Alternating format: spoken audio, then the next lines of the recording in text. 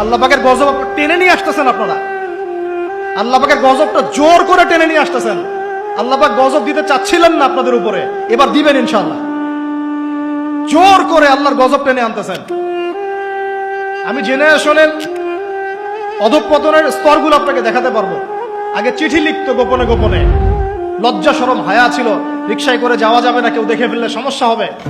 তারপরে এমন জেনারেশন আসলো সবকিছু ওপেন, ওদের আলাপই শুরু হয় হ্যান্ডশেক থেকে এবং 7 দিনের মধ্যে বেড়ে যাওয়া শেষ। এরপর চেঞ্জ করতে থাকে একটার পর একটা। তারপর চলে আসলো সিরিয়ালের যুগ। সিরিয়াল এসে শেখালো বাসায় স্বামী থাকলেও যথেষ্ট না, বাইরে একটা স্বামী লাগবে। বাসায় মেয়ে থাকলে যথেষ্ট না, আরেকটা বউ বাসা।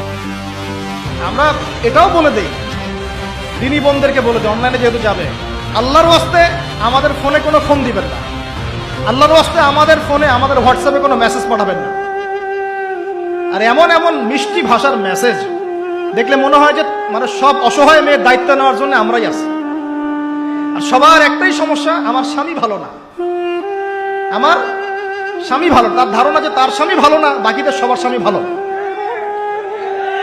নবী সাল্লাল্লাহু আলাইহি ওয়াসাল্লামের সামনে যখন কোনো মেয়ে এভাবে র্যান্ডমলি স্বামীর নামে অপবাদ দিত, মিথ্যাচার করত বা অভিযোগ আরোপ করত, আল্লাহ নবী সাল্লাল্লাহু আলাইহি ওয়াসাল্লাম রাগ হতেন।